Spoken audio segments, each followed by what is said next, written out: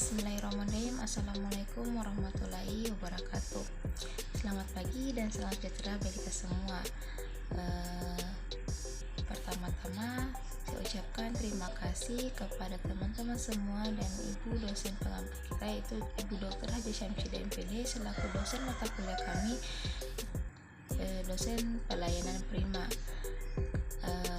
Adapun saya di sini berdiri atas nama Fitri Syawalia dari kelas PKK 04, izin menyampaikan hasil observasi saya, yaitu 2 unit usaha yang menerapkan excellent service dan non-excellent service. Baik, puji syukur kita panjatkan kehadirat Allah Subhanahu wa Ta'ala atas rahmat, taufik dan hidayahnya sehingga pelaksanaan observasi 2 unit usaha excellent service dan non-excellent service saya dapat terselesaikan. Selawat serta salam semoga senantiasa tercurahkan atas junjungan Nabi Muhammad Rasulullah SAW dan para sahabatnya yang taat sampai akhir zaman. Langsung saja kita langsung ke pengertian pelayanan prima. Pelayanan prima atau service excellent adalah suatu pelayanan yang terbaik dalam memenuhi harapan dan kebutuhan pelanggan. Dengan kata lain, pelanggan prima merupakan suatu pelayanan yang memenuhi standar kualitas. Pelayanan yang memenuhi standar kualitas adalah suatu pelayanan yang sesuai dengan harapan dan kepuasan pelanggan atau masyarakat menurut MADI 2009-8. Kemudian, pendapat lain mengatakan bahwa pelayanan prima adalah kepedulian terhadap pelanggan. Jadi, pelayanan prima pada dasarnya adalah rasa kepedulian organisasi yang berorientasi keuntungan atau profit oriented atau organisasi yang berorientasi sosial atau non-profit terhadap pelanggan yang ditunjukkan dengan adanya sikap, perhatian, dan tindakan nyata sehingga pelanggan merasa nyaman dengan pelayanan prima yang diberikan. Menurut Pratomo dan Syaf 2007-107. Adapun di sini unit usaha yang saya observasi yaitu industri busana. Macam industri bidang busana yang ada di masyarakat saat ini diantaranya seperti kursus menjahit, modiste mode, atelier, butik, konveksi, dan usaha perantara busana seperti toko kain, penjual mesin, dan pendukung alat-alat mesin jahit, hiasan pakaian, serta lain-lainnya. Langsung saja, itu 2 unit usaha yang saya observasi. Yang pertama, 1 toko Bayu Jaya yang merupakan toko yang menjual berbagai macam hiasan pakaian, dan yang kedua merupakan toko Nikmat Tekstil selaku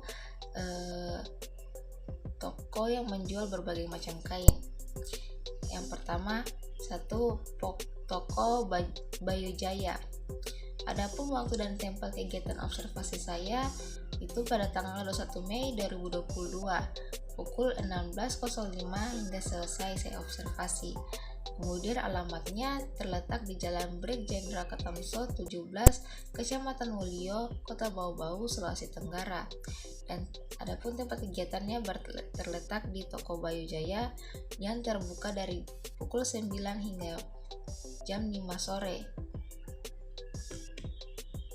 Kemudian aspek 4P excellent service yang ada di toko ini itu produk.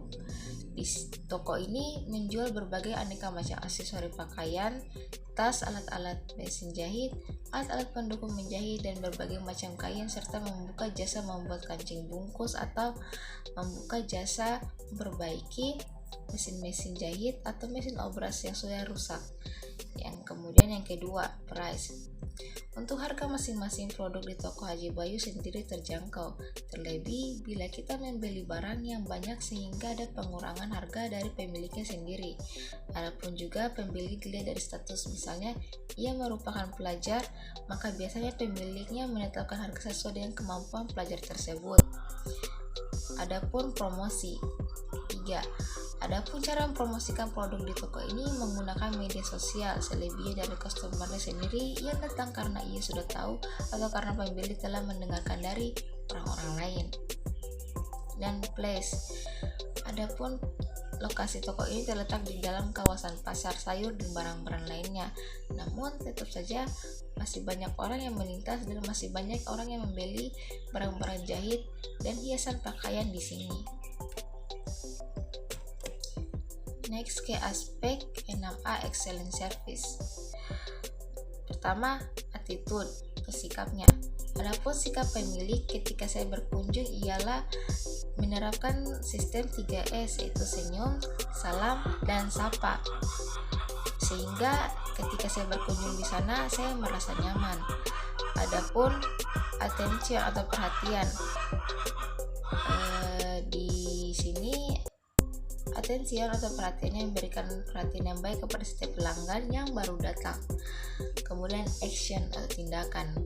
Dalam tindakan, pengusaha toko ini dalam tindakan menyapa atau melakukan sesuatu produknya agak sedikit slow respon karena banyak pelanggan yang kadang menghampiri toko tersebut. Kemudian ability, kemampuan. Pemilik toko mampu menjelaskan produk yang pembeli cari, seperti tentang guna dan kualitasnya. Kemudian yang kelima, appearance, penampilan. Pemilik sekaligus yang kerja di toko ini hanya memakai pakaian seadanya yang bebas dan rapi. Bebas dalam arti tidak sampai membuat terganggu penglihatan oleh pembeli-pembeli yang datang gitu. Kemudian keenam, accountability, tanggung jawab. Dalam hal bertanggung jawab, pemilik toko siap melayani, membantu pembeli untuk melihat-lihat, mengambilkan barang, mengukur,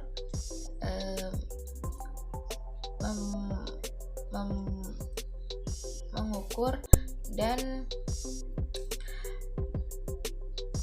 membimbing pembeli hingga sampai kasir untuk membeli barang. Adapun analisis SWOT yang ada di toko Haji Bayu. Pertama, strength, keunggulan. Bahan-bahan yang di toko ini terbilang lengkap sehingga banyak juga pembeli yang singgah untuk membeli perlengkapan jahit atau perlengkapan hiasan pakaian. Dan di sini memiliki keunggulan menerima servis mesin jahit atau obras yang memiliki gangguan. Kemudian yang kedua, weakness atau kelemahan. Terkadang pemilik toko menjaga tokonya sendirian dan bisa dibilang hampir setiap hari banyak pengunjung yang datang, sehingga dalam melayani terkadang pembelinya kewalahan melayani. Meskipun ada keluarganya yang bantu dalam mengambil barang, menjadi kasir atau sebagainya, tapi saya rasa ini masih menjadi kelemahan karena keluarganya itu pun jarang membantu, maksudnya dalam seadanya saja. Kemudian yang ketiga, opportunities, peluang. Karena belum banyak tempat yang menjual alat mesin jahit dan pernak-pernik menghias baju di daerah Kota Bau-Bau, tidak jarang orang-orang datang ke toko ini untuk membeli barang-barang yang pelanggan mau. Kemudian threats, ancaman. Karena terkadang banyak pembeli yang datang, tidak menutup kemungkinan ada juga orang-orang yang membeli produk yang ia beli di toko sebelah, karena ada juga usaha toko pelengkap mesin dan mesin jahit dan perhiasan pakaian di sekitar situ walaupun tidak selengkap di toko ini. Nah teman-teman, berikut merupakan hasil dokumentasi saya di toko Haji Bayu.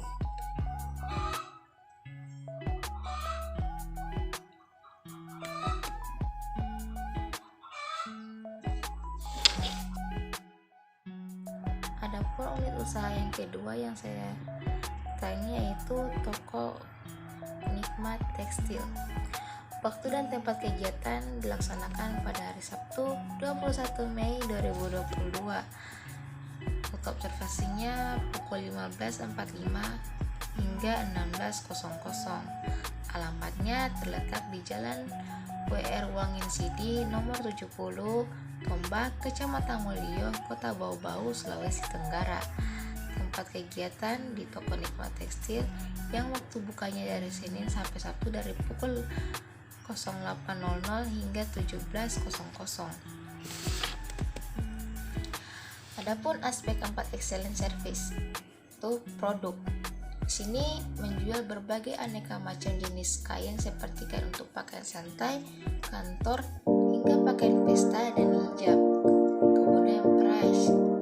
Untuk harga masing-masing produknya di toko Nikmat Tekstil sendiri terjangkau, terlebih bila kita membeli barang yang banyak sehingga ada pengurangan harga dari pemiliknya sendiri. Namun kalau mahal itu tergantung dengan kualitas kain.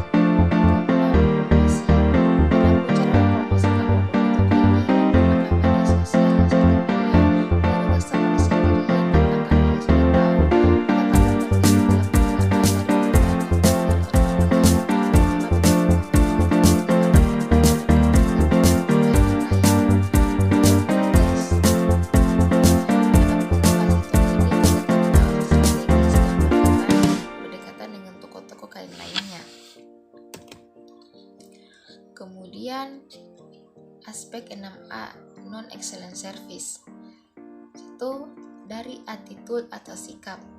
Adapun sikap pemilik ketika saya berkunjung ialah ramah dan sopan santun. Namun ada sedikit kekurangan, itu ketika ia merespon saya, dia seperti tidak bersemangat dari raut wajahnya dan tingkah lakunya, sehingga saya merasa kurang nyaman dan kurang senang ketika ia melayani saya. Kemudian attention, perhatian. Ketika saya ada di sana, ia melayani dan menunjukkan perhatian yang baik. Tetapi sewaktu-waktu ada pengunjung yang datang yang kerja di situ langsung mengalihkan perhatian kepada tiap pelanggan yang baru datang. Kemudian action, tindakan. Dalam bertindak, pengusaha toko ini menawarkan dan membantu melihat-lihat, mengukur, menggunting, menghitung perbelanjaan hingga memberikan barang yang dibeli pelanggan secara fast respon. Kemudian ability atau kemampuan.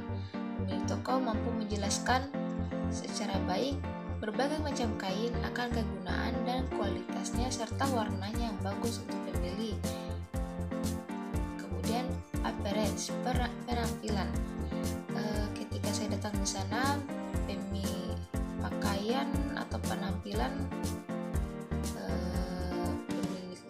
penjaga toko tersebut seperti sudah mulai amburadul, mungkin karena sudah mulai dekat dengan jam kerja, tapi mungkin di sini ada agak sedikit mengganggu saya karena mungkin bisa ditingkatkan lagi kalau dalam berpenampilan dia memantaskan diri atau memakai pakaian yang agak lebih rapi lagi sehingga pengunjung nyaman akan ketika membeli produk di toko ini. Kemudian keenam, accountability dan tanggung jawab. Dalam hal bertanggung jawab, di sini saya akui pemilik toko siap melayani, membantu pembeli untuk melihat-lihat, mengambil, mengukur hingga menggunting kain dengan apa yang diinginkan oleh pengunjung atau pembeli. Kemudian analisis SWOT. Satu, strength atau keunggulan. Bahan-bahan di toko kain ini memiliki berbagai macam kain. Untuk rekomendasi kain yang terdapat banyak corak, terutama pada kain katun dan brokat yang bagus-bagus. Penataan kain juga dalam toko ini sangat rapi dan bersih sehingga ketika pengunjung mencari kain mudah terlihat dan mudah ditemukan. Kemudian weakness, kelemahan.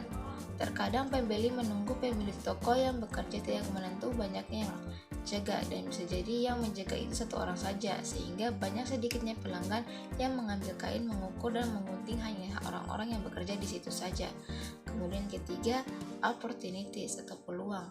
Karena letaknya yang strategis dan memiliki jenis ragam corak yang unik pada kain yang tidak kalah bagus dari toko-toko lain, di sini menambah minat pengunjung untuk berbelanja.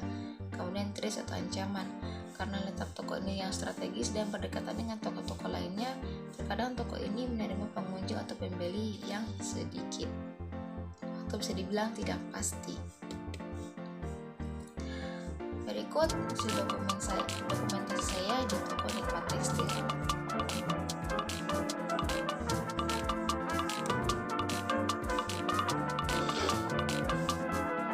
Baiklah, itu hasil 2 unit usaha observasi saya mengenai mana yang service excellent dan non excellent. Kesimpulannya itu, saya ulangi, service excellent adalah upaya memberikan layanan terbaik untuk yang berorientasi pada kepentingan pelanggan yang memungkinkan kita mampu memberikan dan terciptanya kepuasan yang optimal. Adapun non excellent adalah memberikan layanan yang kurang baik yang berorientasi pada kepentingan pelanggan sehingga memungkinkan tidak memberi efek kepuasan kepada pelanggan dan membuat tujuan didirikan usaha tersebut bersifat kurang profesional dalam mencari keuntungan. Dan tujuan penerapan service excellent itu menghindari timbulnya keluhan, tuntunan atau pengaduan dari pelanggan terhadap barang, jasa maupun perusahaan, agar menumbuhkan loyalitas dan kepercayaan pada pelanggan untuk secara berulang menggunakan dan memakai barang atau jasa yang ditawarkan. Mungkin itu saja dari saya kiri dengan ucapan wabillahi taufiq wal hidayah. Wassalamualaikum warahmatullahi wabarakatuh.